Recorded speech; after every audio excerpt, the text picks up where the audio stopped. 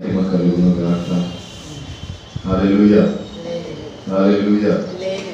క్రీస్తునందు ప్రియులైన దేవుని బిడ్డలు మీ అందరికీ మన ప్రభువును లోకరక్షకుడు యేసయ్య నామములో హృదయపూర్వకమైన వందనాలు తెలియజేస్తున్నాను. దేవుని వాక్యాన్ని మనము ధ్యానం చేద్దాం.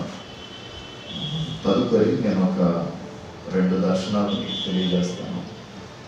కొంతమంది సేవకులను కనుక్కొని చెప్పమన్నారు కనుక ఆ దర్శనాన్ని నేను తెలియజేస్తాను. త్వరగా ఒక 1/2 గంట నేను వాక్యాన్ని బోధించి ఈ సంఘ దర్శనం ఇది నెరవేర్చబడుతుంది. నూతన ఆత్మలు రాబోతున్నారు. ఇది పునాది, ఇప్పుడు పునాది. చూద్దాం దేవుని వాక్యానికి మనం సమయం ఇద్దాం. నిర్గమకాండం 33వ అధ్యాయం 13వ వాక్యం. Praise the Lord. కాబట్టి నీ కటాక్షము నా ఎడల కలుగునట్లుగా దయచేసి నిర్గమ 33:13 నీ మార్గమును నాకు తెలుపు, అప్పుడు నేను నిన్ను తెలుసుకుందును. చిత్తగించుము, ఈ జనము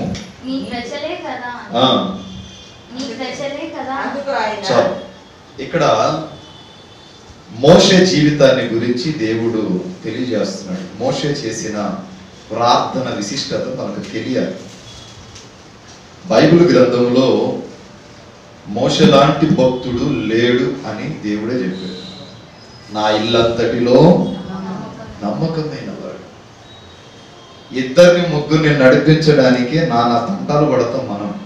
కానీ ఇశ్రాయేలులను ఐగుప్తు చెర నుండి బందీలుగా ఉన్న వారిని విడిపించి పాలు తేనెలు ప్రవహించు ప్రాంతానికి నడిపించడానికి ఎంత సాహసం చేసి ఉంటాడు మోషే. ప్రియులరా, మోషే అంటే అర్థం నీళ్లలో నుండి తీయబడినవాడు, ఇశ్రాయేలుల వాడు. మోషే ఎందుకు పాలు తేనెలు ప్రవహించు ఆ దేశానికి మోషే ఎందుకు వెళ్ళలేదు? ఎవరికేం తెలుసా? ఎందుకు? ఏమన్నాడు? ఇశ్రాయేలుని ద్రోహులారా అన్నాడు. ఈ ఒక్క విషయంలో తప్ప మిగిలిన అన్ని విషయాల్లో మోషే దేవునికి బాగా నచ్చాడు. మోషే ప్రార్థన చేస్తుంటే వెంటనే దేవుడు సమాధానం ఇస్తున్నాడు. ప్రియులారా, ఈ నిర్గమకాండం 33:18 ఒక మాట అంటాడు. చూడండి ఒకసారి. 33 అతడు దయచేసి నీ మహిమను నాకు చూపమనగా ఆయన నా మంచితనమంతయు. మోషే దేవునికి ఎంత దగ్గరగా ఉన్నాడో చూడండి. నీ మహిమను నాకు చూపయ్యా అంటే నా మంచితనం అంతా నేను నీకు కనపరుస్తా, నా మంచితనం అంతా నేను నీకు వ్యక్తపరుస్తా, బయలుపరుస్తా అని మోషేతో వాగ్దానం చేస్తున్నాడు. ప్రియులారా, ఈనాడు ప్రార్థన లేని సంఘం చచ్చిపోయిన సంఘం అంటాడు మార్టిన్ లూథర్ కింగ్. ప్రార్థన లేని సంఘం చనిపోయిన శవం లాంటిది. ఇశ్రాయేలులను నడిపించాలన్నా, ఇశ్రాయేలులను ప్రభు దగ్గరికి చేర్చాలన్నా మోషే 40 దివారాత్రములు దేవుని యొక్క కొండ మీద ప్రార్థన చేస్తూ ఉన్నాడు. 40 సంవత్సరాలు ఐగుప్తులో ఉన్నాడు. మరుసటి 40 సంవత్సరాలు ఎక్కడున్నాడు? గొర్రెలు కాసుకున్నాడు. 40 ఏళ్ళేమో ఐగుప్తురాల దగ్గర రాణిగారి కొడుకుగా పిలువబడ్డాడు. మరుసటి 40 ఏళ్ళు గొర్రెలు కాసుకున్నాడు. ఆ మిగిలిన 40 సంవత్సరాలు ఇశ్రాయేలులను నడిపించాడు. ఇప్పుడు అతనికి ఎన్ని సంవత్సరాలు? 120 సంవత్సరాలు. కీర్తనల గ్రంథం 91వ కీర్తన మోషే రాశాడు. ఈ కీర్తన 16లో చూడండి. 91వ కీర్తన 16వ వాక్యం. దీర్ఘాయువు చేత ఎవరికి ఎవరికి? మోషేకి. దీర్ఘాయువు చేత నేను అతన్ని తృప్తిపరుస్తాను, నా రక్షణ అతనికి చూపిస్తాను. అంటే ఎంత దగ్గరి సంబంధం చూడండి. 90వ అధ్యాయం చూడండి. 90వ అధ్యాయం 13, 14 వచనాల్లో కూడా యెహోవా ఎంతవరకు తిరగకుండా ఉంటావు? నీ సేవకులను చూచి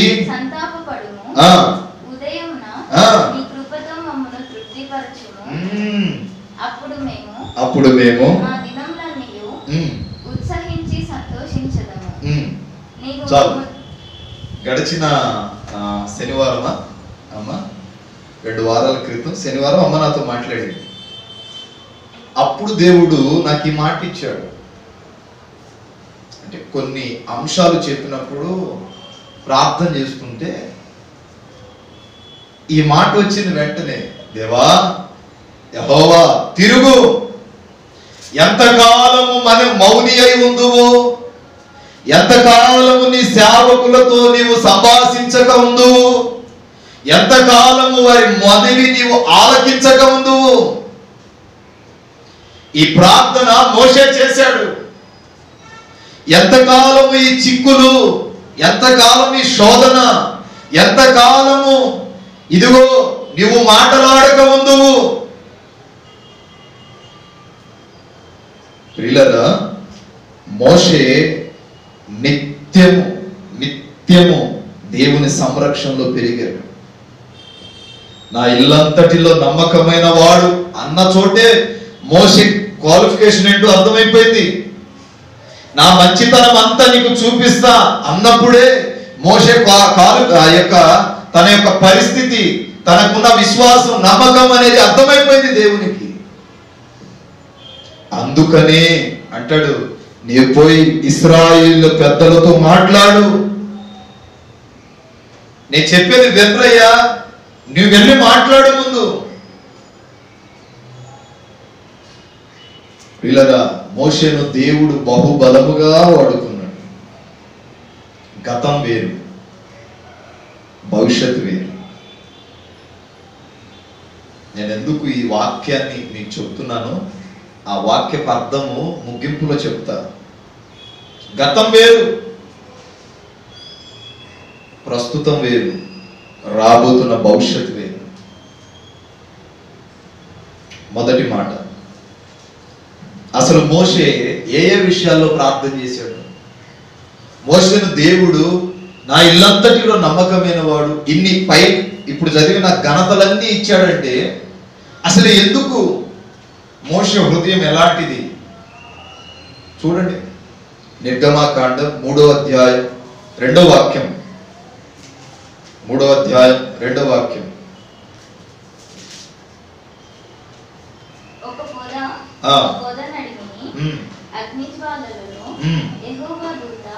అతనికి ప్రత్యక్షమాయెను.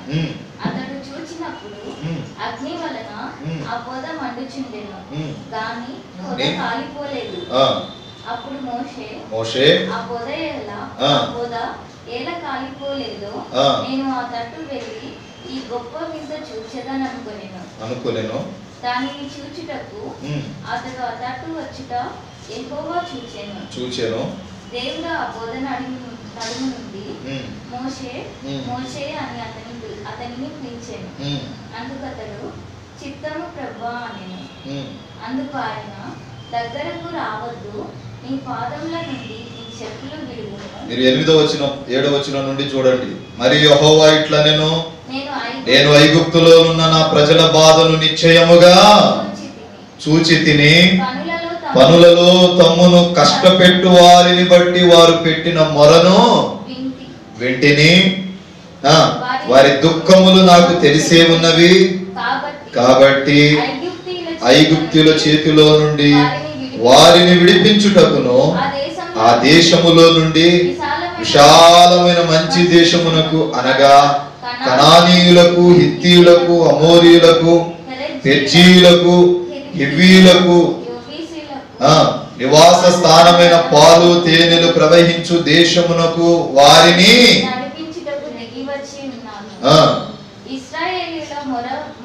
ఇంకా కిందంతా చదువుకోండి. అప్పుడు ప్రభు అంటాడు, నీవు వెళ్ళాలి. ఎక్కడికి? ఎక్కడికి?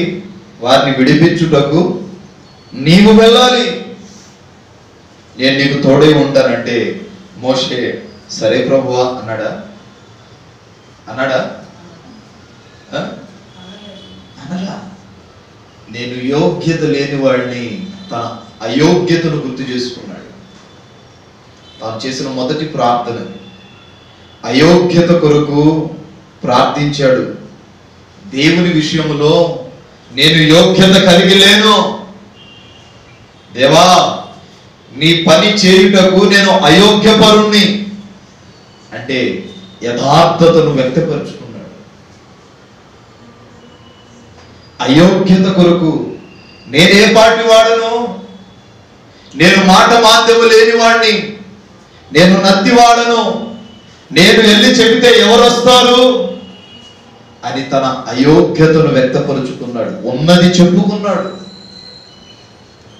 ఉన్నది దేవుని కళ్ళ ముందు దేవునికి తెలుసు. అయినా తన నోటితో ఏం చెబుతాడా అని ప్రభు చూస్తూ ఉంటే ఆ యొక్క యథార్థతను ఒప్పుకున్నాడు. ప్రభు అంటాడు, నీకు తోడుగా నీ అన్నైనా అహరోను పంపిస్తా, నువ్వు వెళ్ళు, ఫరోతో ఈ మాట చెప్పు అన్నాడు. నేను చెప్తే వింటాడా అని ఎంతగా ఎంతగా ఎంతగా వెనకడుగు వేశాడో చూడండి. ఎంతగా తను తాను పరీక్షించుకున్నాడో, తను తాను ఎంతలా నలగగొట్టుకున్నాడో దేవుల్లో. అక్కడ నచ్చాడు దేవునికి. తన యథార్థతను బయలుపరిచేటప్పుడు నచ్చాడు దేవునికి. 40 సంవత్సరాలు ఐగుప్తులో ఉన్నాడు. 40 సంవత్సరాలు మామ ఇంటి దగ్గర, ఇత్రో ఇంటి దగ్గర గొర్రెలు మేపాడు. 40 సంవత్సరాలు ఇశ్రాయేలులను నడిపించడానికి నేనే పాటి వాడను. అయోగ్యత కొరకు మొట్టమొదటి ప్రార్థన చేశాడు. నేను యోగ్యత లేనివాడిని. అందుకే రొట్టె విరిచేటప్పుడు ఎవరునో అయోగ్యంగా ఉంటే వారు విరవద్దంటాడు సార్. అనాలోచనగా అయోగ్యతగా దేవుని శరీరాన్ని విరవకూడదు.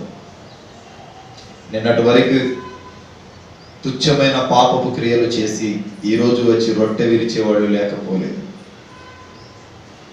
నీవు అయోగ్యంగా విరిచినందున వాక్యం సెలవిస్తుంది కదా, మీలో అనేకులు రోగులై ఉన్నారు, మీలో అనేకులు వ్యాధిగ్రస్తులై ఉన్నారు, బలహీనులై ఉన్నారు, మీలో అనేకులు నిద్రించి మృతులై ఉండబోతున్నారు అంటాడు. ఎదురు బట్టి అయోగ్యంగా విడిచిన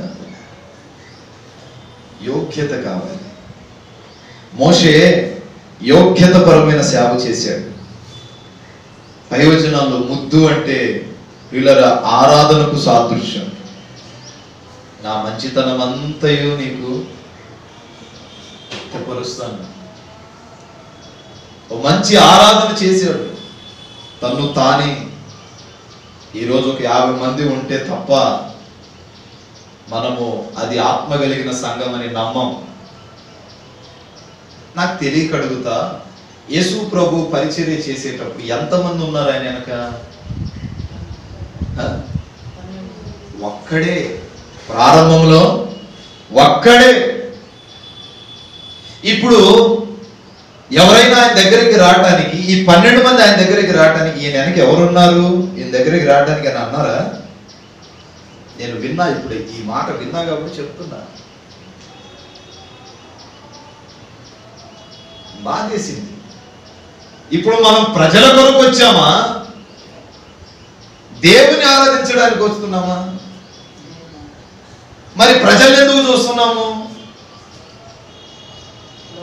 నీకు అన్యుడికి తేడానే. అన్యుల దేవాలయాలకు వెళ్తే ఎవడికి వాడు పోయి మొక్కుని వస్తాడు, ఇంకంతే. అక్కడ మేలు జరిగిద్దో జరగదో వాడికి అనవసరం. అట్లా కనబడి వచ్చానా లేదా? ఇది పరిశుద్ధపరచబడిన స్థలం. నా తర్వాత ఇంకెవరైనా వచ్చినా, ఆమె తర్వాత ఇంకెవరైనా వచ్చినా, వాళ్ళ తర్వాత ఇంకెవరైనా వచ్చినా, ఏనాటికి ప్రభువు రాసిన ఈ ప్రాకారపు మాటలు రద్దు అవ్వవు. ఇది దేవుడు నివసించు ప్రాంతం. ఒక ప్రాంతాన్ని దేవుడు ఎన్నుకొని మందసాన్ని నిలపాలి అంటే దేవుని కటాక్షం ఖచ్చితంగా ఉంటుంది. వీళ్ళు లేరు, వాళ్ళు లేరు. మనుషుల మెప్పులకు మనుషులు నటించేవాళ్ళు ఉన్నంత కాలం. అందుకు ప్రభు అంటాడు, వేషనైనా క్షమిస్తా గాని వేషధారిని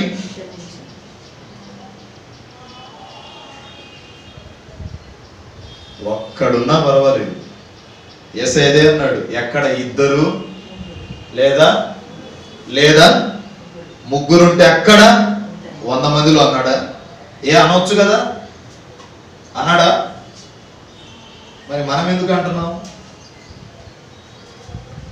ఇప్పుడు యేసయ్యని పిచ్చోడిని చేస్తున్నామా, మనం పిచ్చోళ్ళం అవుతున్నామా? మోషే ఒక్కడే కొండ మీద ఆరాధన చేస్తున్నాడు. మోషే హృదయాన్ని చూశాడు.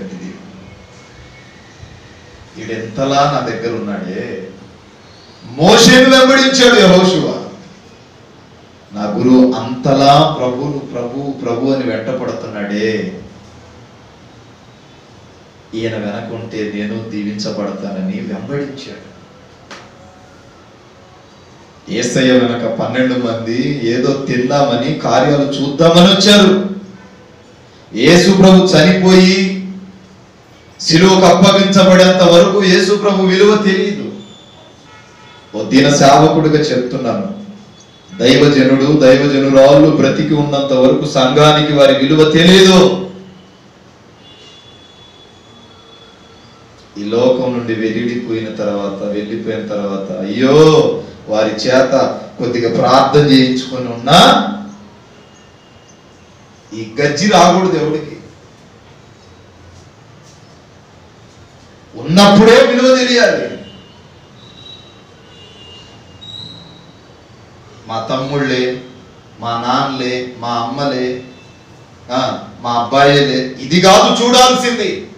పులిపీఠం మీద ఏ వ్యక్తి నిలబడినా దేవుడు అతనిని బట్టి వాడుకోవాలి అంటే దేవుని చూడాలి. వారిలో వంశపారంపర్యపు రక్త బంధాలు చూడకూడదు. రక్తబంధాలు చూసేంత వరకు రక్తబంధమే కనబడుతుంది. ఏ మేలు పొందలేము. మీరు చూడండి, మోషే అక్క పేరేంది? ఏమన్నదో తెలుసా? నా తమ్ముడితోనేనా దేవుడు మాట్లాడేది? నా తమ్ముడితోనేనా దేవుడు మేలులు చేసేది? నా తమ్ముడినేనా ఎన్నుకునేది అని చులకన చేసి మాట్లాడింది మోషేని. వెంటనే కుష్టి వచ్చేసింది. ఎవరికి?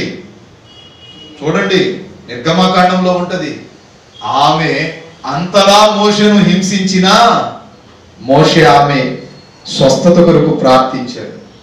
ప్రభువా, నాకున్నది ఒక్కగానే ఒక చెల్లి, ఒక్కగానే ఒక అక్క, తెలియక పొరపాటు పడ్డది, క్షమించాలి. చూద్దాం రెండో మాట.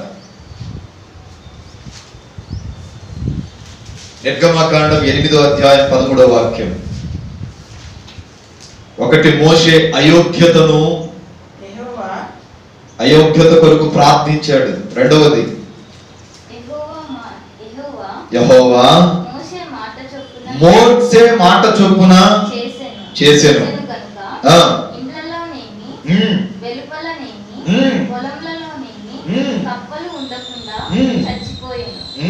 జనులు వాటిని కుప్పలుగా వేసినప్పుడు భూమి కంపు కొట్టెను. ఫరో ఉపశమనము కలుగుట చూచి చాలు. ఇప్పుడు దేవుడు ఉగ్రత పంపిస్తా అన్నప్పుడు దేశమంతా కప్పల వర్షం కురిసింది. ఈ కప్పల వర్షములో ఫరో సైతము గజగజలాడుతున్నాడు. భయంకరమైన ఉగ్రత వచ్చేసింది. అప్పుడు ఆ ఉగ్రత నుండి విడిపించబడుటకు శత్రువు అయిన ఫరో కొరకు ప్రార్థన చేసిన ఓ మంచి మనసు కలిగిన వ్యక్తి మోషే.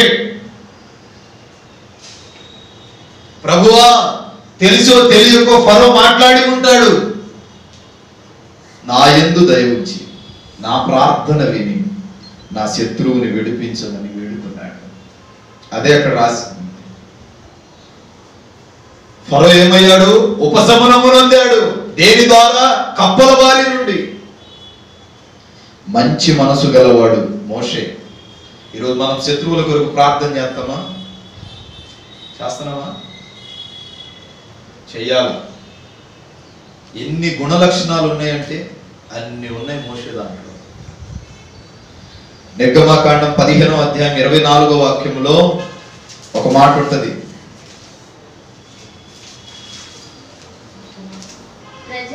ప్రజలు మేమేమి త్రాగుదుము మోషే మీద సనుగుకొనగా అతడు యెహోవాకు మొరపెట్టెను. అంతటా యెహోవా అతనికి ఒక చెట్టును చూపెను. అది ఆ నీళ్లలో వేసిన తరువాత నీళ్లు మధురములాయెను. అక్కడ ఆయన వారికి కట్టడను విధిని నిర్ణయించి అక్కడ వారిని పరీక్షించి మీ దేవుడైన యెహోవా వాక్కును శ్రద్ధగా విని ఆయన దృష్టికి న్యాయమైనది చేసి ఆయన ఆజ్ఞలకు విధేయులై ఆయన కట్టడలన్నిటిని అనుసరించి నడిచిన ఎడల నేను ఐగుప్తీయులకు కలుగజేసిన రోగములలో ఏదీ మీకు రానియ్యను. చాలు. ఇక్కడ మూడో అద్భుతం ఏం చేశాడు చూడండి. మోషే మనలాంటి మనిషే. మోషే నీలాంటి నాలాంటి మనిషే. మూడో మాట, ఇశ్రాయేలులకు నీరు కోసం చేదైన నీటిని దేవుడు మోషే ప్రార్థన విని ఎట్లా మార్చాడు? మధురముగా మార్చాడు. ఓ మాట చెప్పునా, కొంతమందికి దేవుడు కొన్ని కష్టాలు పెడతాడు.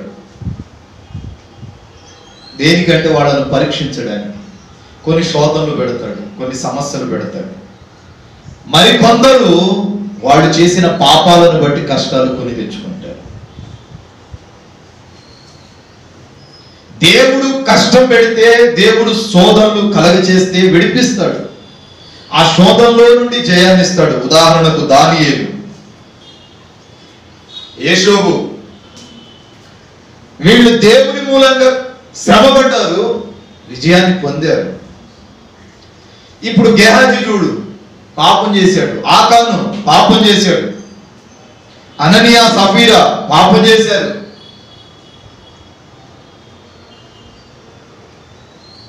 కొంతమంది నిలబడి ఒక్క నిమిషం ప్రార్థన చేస్తేనే జవాబు వచ్చేస్తుంది. మరి కొందరు గంటల తరబడి, ఏళ్ల తరబడి ప్రార్థించినా రాదు. ఏంటి ఈ ప్రార్థన సారం? ఏనాడైనా పరీక్షించారా? కొందరైతే నిలబడి ఒక చిన్న ప్రార్థన చేస్తేనే దేవుడు చూపిస్తాడు అని బైబిల్ చెప్తుంది. మరి కొందరికి మోషే చిన్న ప్రార్థన చేసిన వెంటనే చేదైన నీటిని మధురంగా మార్చాడు దేవుడు. ఇది మోషే క్వాలిఫికేషన్. అంటే అంతలా దేవుని మీద ఆధారపడ్డాడు మోషే. లోకానికి మనసులో చోటు ఇవ్వాల, లోక తలంపులకు ఇవ్వాల, లోక క్రియలకు ఇవ్వాల. దేవుడు నేను, దేవుడు నేను, దేవుడు నేను. ఇదే మోషేకి తెలిసిన విద్య.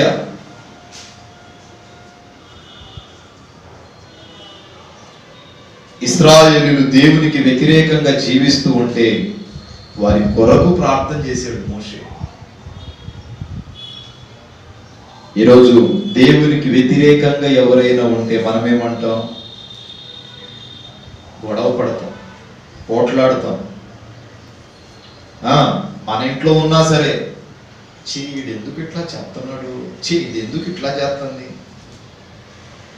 వాడికి జ్ఞానం ఉంటే నీలాగా వాడు మారుతాడు, వాడు ఆరాధించేవాడు. ఆమెకు నీలాగా జ్ఞానం ఉంటే అతను కూడా నీతో పాటు బైబిల్ పట్టుకొని వచ్చేది. జ్ఞానం లేకపోవటం వల్లనే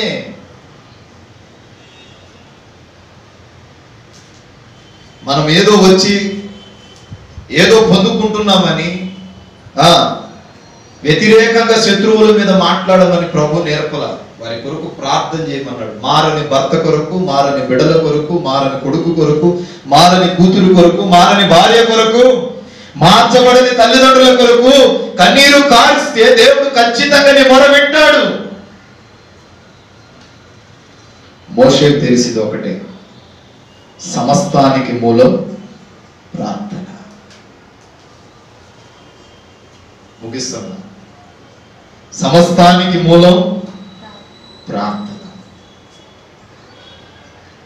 నా ప్రార్థన నా దేవుడితో. ఓ దైవ సేవకుడిగా నా ప్రార్థన దేవుడితో. వచ్చే ఫిబ్రవరి మార్చి మాసాలలో న్యూయార్క్ ప్రాంతానికి వెళ్తున్నాను సువార్త కొరకు. నేను న్యూయార్క్ దేశం వెళ్తున్నా. నా ప్రార్థన మీ మధ్య తిరిగేవాడిని.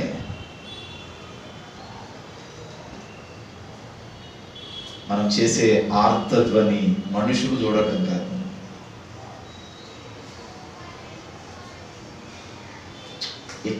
గుంటూరు నుంచి హైదరాబాద్ వెళ్ళాక ఇంకా ప్రేయర్ షెడ్యూల్ పెరిగింది, తగ్గల. ప్రతి సోమవారం 10-15 మంది సేవకులు, ప్రతిరోజు వారంలో ఒక్కరోజు గ్యాప్ లేకుండా ప్రార్థనే. ఒక టీం ఉంది, అందరూ సిస్టర్సే. ఎంత సేవ్ చేస్తారంటే అంత సేవ్ చేస్తారు. 5-6 ఉంటారు. మంచి విశ్వాసం. ఇంటింటికి పోయి ప్రార్థనకు రండి అని కూడా పిలుస్తారు. మన ప్రార్థన దేవుడు చూడాలి, మనుషులు కాదు. నీతి కొరకు మనము బలి అవ్వాలి. మోషే ఇశ్రాయేలుల కొరకు ప్రార్థించాడు. దేవునికి వ్యతిరేకంగా ఉన్నాడు. ఏమన్నారు? మా ఊర్లో సమాధులు లేవా? ఐగుప్తులో సమాధులు లేవా? మమ్మల్ని పూడ్చడానికి ఎంత దూరం తీసుకొస్తున్నావు, చంపడానికి? అక్కడో ఏదో కాయో కర్మమో చేసుకొని బ్రతికే వాళ్ళం కదా. తినడానికి తిండి లేదు, త్రాగటానికి నీళ్లు లేవు. ఈ కరువులో ఏంటి మాకు ఈ శ్రమ అని మోసే మీద గునుగుతూ షొణుగుతూ ఉంటే మోషే ఇవన్నీ వింటున్నాడు. ఎంత బాధేసి ఉంటుంది మోషేకి. మోషేకి అనిపించలేదంటారా? నాకేంటి ప్రభువా, నన్ను ఎందుకు పిలిచావు, వీళ్ళందరూ నా మీద ఎందుకు ఏడిచేస్తున్నారు అనుకోలేదా?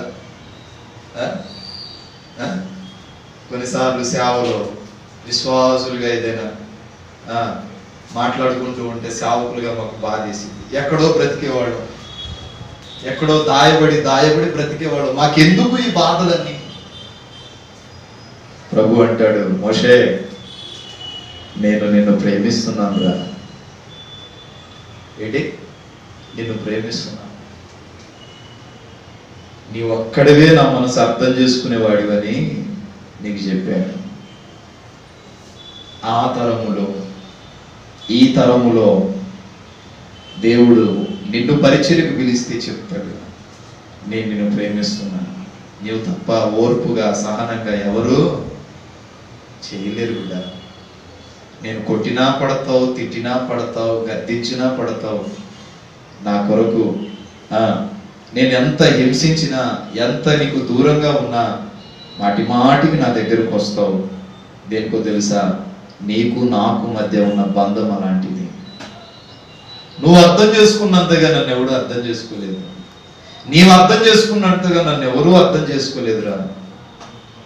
అందుకే శ్రమని కలుగజేస్తున్నప్పటికీ, నీ కంటి ముందు సమస్తము చీకటిగా మారినప్పటికీ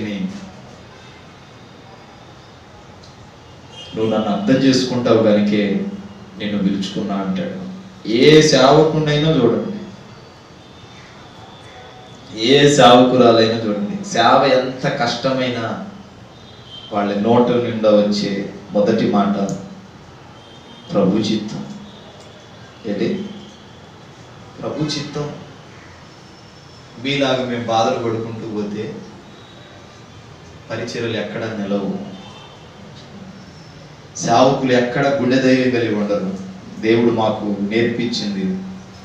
ఎద్దు భుజము మీద రాజ్యభారం మోస్తూ ఉండగా ఎద్దును కొరడాలతో కొడుతూ ఉన్నా సరే ఈ ఎద్దు తన యజమానుని చూసి ఏం చేసింది? ఆ బరువును మోస్తుంది కానీ చీ నేను మోయను అనదు. ఆ కాడి కింద నుండి పోతుందా? పోదు. దేనికో తెలుసా? ఆ ఎద్దు యజమానునికి లోబడి ఉంది. సంగమా, మరి నీవు నీ యజమానునికి లోబడ్డావా? మోషే ఇశ్రాయేలు ఎంత సణుగుతూ ఉనుగుతూ ఉన్నా, వ్యతిరేకంగా మాట్లాడుతున్నా, కళ్ళల్లో కన్నీళ్లు నిండిపోతున్నా గుండె ధైర్యం చేసుకున్నాడు. గుండె బరువెక్కిపోయింది. గుండె ధైర్యం చేసుకొని నాకు నీవు ఉన్నావని దేవుడు ఇచ్చిన వాగ్దానం మీద ఆధారపడి వెళ్ళాడు. నేను మొదటి వాడను, కడపటి వాడను, నీ దేవుడనైన నేను నీ పితరుల దేవుడని అన్నాడు. ఇప్పుడు నాకు శ్రమ కలగొచ్చు, కానీ రానున్న దినాల్లో ఆశీర్వాదం ఇస్తాడు అని నమ్మాడండి.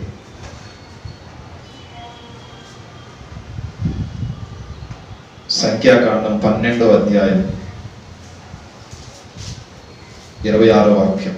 వీళ్ళరా ఇశ్రాయేలీయులు దేవునికి వ్యతిరేకంగా మాట్లాడుతుంటే ఇశ్రాయేలులకు దేవునికి మధ్య మోషే నలిగిపోయాడు. నీ ప్రజల మీద కోపాగ్ని తీసుకురా, మాకు ఎందుకు తెస్తావు, వాడు నీ బిడలే కదా అని దేవునికి అడ్డుగా ఉన్నాడు. దేవుని ప్రజలకు అడ్డుగా ఉన్నాడు మోషే. ఎవరికి చెప్పాల్సిన మాట వాడికి చెప్తూనే ఉన్నాడు. చివరి మాట సంఖ్యాకాండం 12:26.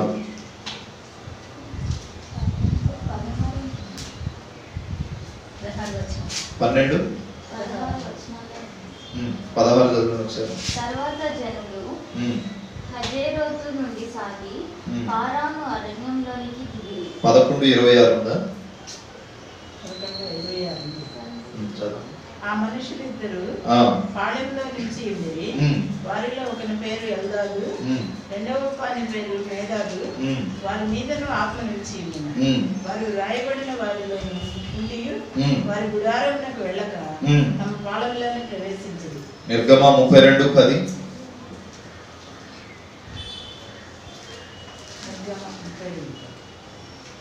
కావున నీవు ఊరకుండుము, నా కోపము వారి మీద మండును. నేను వారిని కాల్చివేసి నిన్ను గొప్ప జనంగా చేసేదనని మోషేతో చెప్పగా, మోషే తన దేవుడైన యెహోవాను ప్రతిమాలుకొని, యెహోవా నీవు మహాశక్తి గలవాడవు, నీ బాహుబలము వలన ఐగుప్తులో నుండి రప్పించిన నీ ప్రజల మీద నీ కోపం. ఏమన్నాడు? దేనికి నీకు నీ బిడ్డల మీద కోపం? నువ్వు కోపపడడానికి ఐగుప్తు నుండి వాళ్ళని తీసుకొచ్చావా? నువ్వు కోపడతావని తెలుసు. కొద్దిగా ఆగు, ఇప్పుడు కాదు. చూడండి, దేవునికి ఇశ్రాయేలుకి ఏమయ్యాడు? మధ్యవర్తి అయిపోయాడు. చూడండి, నీ కోపం ఆపు అనగానే దేవుడు ఏమయ్యాడు? శాంతపడ్డాడు. కింద వచ్చిన వాళ్ళు చూస్తే పిల్లరా స్వార్థరహితమైన ప్రార్థన చేస్తాడు మోషే. ఎందుకు నన్ను తీసుకెట్లేదు? పిల్లరా ఎప్పుడు మోషే నా కొడుకులు నాయకులు అవ్వాలి, పాస్టర్స్ అవ్వాలి అని కోరలా. నాలాగా స్వార్థము లేకుండా బోధ చేసేవాళ్ళని పరిచర్యకు కావాలి అని అడిగాడు. ఒక నాయకుడిని అడిగాడు. అప్పుడు ప్రభు పిల్లరా యెహోషువను చూపించాడు. నువ్వు వెళ్ళి అతని మీద నీ చేతులు ఉంచమన్నాడు. కనుక ఈ శుభవేళ ఓ నిత్య మహిమను కనపరిచే భక్తిని చేయగలిగితే నా దేవుడు నిన్ను నీ కుటుంబాన్ని దీవిస్తాడు. మోషే లాంటి ప్రార్థన. ఇంకా చాలా విషయాలు ఉన్నాయి, కుదించాను. ఒక్క మాట ఇంచుమించు 20 నిమిషాలు చెప్తాను. కుదించాను. మోషే లాంటి భక్తి పరుడి, మోషే లాంటి ఆ ప్రార్థన విశిష్టత నీవు పొందుకుంటే నీవు దీవించబడతావు. ఈ గ్రంథం 2:17 చూడండి, ఒక మాట ఉంటుంది అక్కడ. ఇర్మియా 2:17. ఇర్మియా గ్రంథం 2వ అధ్యాయం 17వ వాక్యం. నీ దేవుడైన యెహోవా ఆగండి ఆగండి ఆగండి ఆగండి. ఎక్కడ అమ్మా? ఎక్కడ? మార్గములో నడిపించుచుండగా నీవు దేనిని? ఆయన నడిపించే మార్గాన్ని విసర్జించుట వలన నీకు నీవే ఈ బాధ కలుగజేసుకొని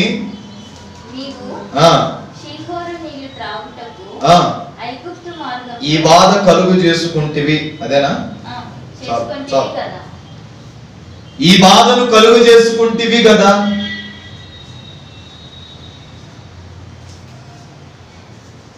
రానున్న దినాలలో దేవుడు తన దాసురాలను దేశ విదేశాల్లో వాడబోతున్నాడు. అర్థం కాలే? అర్థం కాలే?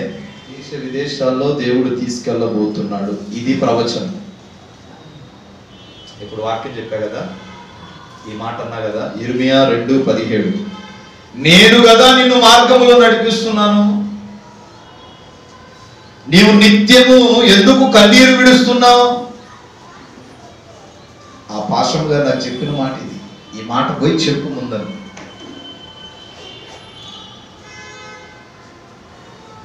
నీవు ఎందుకు కన్నీరు విడుస్తున్నావు? నేను నిన్ను నడిపిస్తున్నాను. నీవు కన్నీరు విడుచుట వల్లనే కదా ఈ బాధ నువ్వు రెట్టింపు చేసుకుంటున్నావు. దుఃఖపడకూడదు. దేవుని సేవకు వచ్చినప్పుడు కన్నీరు విడవకూడదు. పిలిచిన దేవుడు పిలుపుకు తగినట్టుగా తగిన కాలములో హెచ్చిస్తాడు. తెలుసా? ఒక ఇన్ టైం మా తల్లిగారు, ఆత్మీయ తల్లిగారు, దేవుని పరిచర్యకు వచ్చి 7 సంవత్సరాలు అయింది. 7 సంవత్సరాల తర్వాత సంఘం విస్తరించబడింది. 7 సంవత్సరాల్లో ఆమె దగ్గర ఒక్కడు కూడా లేరు. 7 సంవత్సరాలు అయిపోయిన తరువాత సువార్త వ్యాప్తి చెందింది. ఈనాడు సువిశాలంగా పరిచర్య వ్యాప్తి చెందింది. కారణం, మనము వివేచించగలగాలి.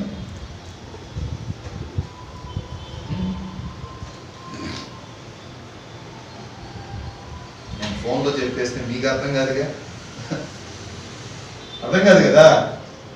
దేవుడు ఒక బిడ్డను, ఒక శిశువును భూమి మీదకు పంపించాడు అంటే అతని మీద ఎంత శ్రద్ధ చూపుతాడో, ఒక వ్యక్తిని సేవకు పిలిచాడు అంటే ఖచ్చితంగా నీవు లేచుట, నిద్రించుట, నీవు నిలబడుట, నడుచుట సమస్తాన్ని నేను ఎరిగి ఉన్నానన్నాడు. గత నెల నుంచి ఉదయం 3:30 నుంచి అందరు సేవకులే వచ్చేవాళ్ళు. నాకు దర్శనంలో ప్రార్థన చేసేటప్పుడు కళలో కళ్ళు మూస్తే మాస్టర్సే. అర్థం కాల నాకు. చాలా మంది పాస్టర్లను అడిగా, పెద్ద పెద్ద తల నిలిచిన వాళ్ళు. అప్పుడు చెప్పారు, పరిచర్య అభివృద్ధి కాబోతుంది, సువిశాలంగా దేవుడు దీవించబోతున్నాడు. పని భారం ఎక్కువ అవుతున్నప్పుడు బాధ్యతలు పెరుగుతాయి. మీరు అనుకునేంత 4-5 ఇంకా ఉండరు. నేనున్నా లేకపోయినా ఈ మాట మీకు గుర్తుండిపోతుంది. 4-5 ఉండరు. ఇదంతా నిండిపోయి ఉంటది. ఆ రోజు మీరే అనుకుంటారు, మొదట్లో మేమున్నాం కదా, మొదట్లో మేమున్నాం, మేము మొదటి వాళ్ళం అనడానికి కూడా మీరు సందేహిస్తారు.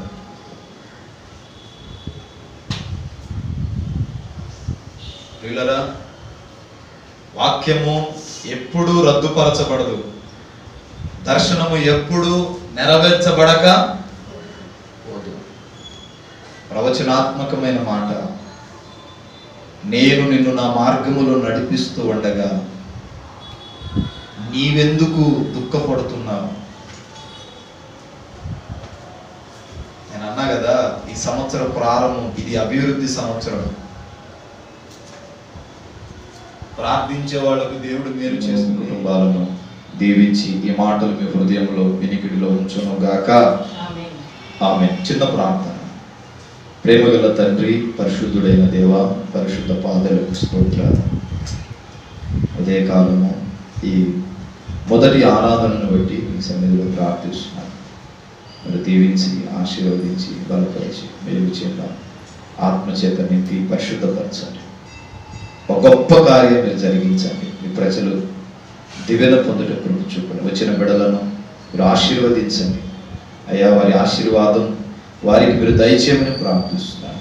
వారి కన్నీళ్లకు జవాబు దయచేయండి. మీ దీన సేవకురాలను ఆత్మతో నింపండి, బలపరిచి సంఘాన్ని అభివృద్ధి పరిచి నూరంతలుగా దీవించి బలమైన పని మీరు జరిగించుకోమని యేసు నామాన ప్రార్థిస్తున్నాను. బలం తండ్రి, మన తండ్రి అయిన దేవుని ప్రేమ, కుమారుడు యేసుక్రీస్తు వారి కృప, పరిశుద్ధాత్మ అన్యోన్య సహవాసం ఇప్పుడు ఎల్లప్పుడు సంఘానికి సకల కోటి పరిశుద్ధులకు ప్రభాత్మతోడే నడిపించును గాక. ఆమె ప్రభు నామములో మీ అందరికీ హృదయపూర్వకమైన వందనాలు తెలియజేయుచున్నాను. God bless you. దేవుడు మిమ్మల్ని మీ కుటుంబాలను దీవించును గాక. ఇప్పుడు ఏం చెప్తానన్నా? దర్శనాలు చెప్తాను కదా. గత వారము నేను ఒక దైవ సేవకురాలని కలిశాను. ఆమె దర్శనాలకు అర్థం చెప్తుంది, కళలకు అర్థం చెప్పింది. ఈనాడు పేరు పొందిన సేవకులు వారి పిలుపును గుర్తించారంటే ఆ తల్లి వల్లే. నాకు ఈ దర్శనం వచ్చిందమ్మా ఏంటి అని అడిగినప్పుడు, నువ్వు రానున్న దినాల్లో సేవ చేయబోతున్నావని చాలామంది సేవకులను తీర్చిదిద్దిన వ్యక్తి ఆమె. మా ఆత్మీయ తల్లికి కూడా దేవుని పిలుపు నీ మీద ఉందని చెప్పిన తల్లి. ఆమెకి ఇప్పుడు 86 నుంచి 90 సంవత్సరాల మధ్యలో కదా. బ్రదర్ బి అభిషేక్ నాయకు, నాగేశ్వరం తండా, మాచవరం మండలం, గుంటూరు డిస్టిక్. మా ఫోన్ నెంబర్ 7659018230.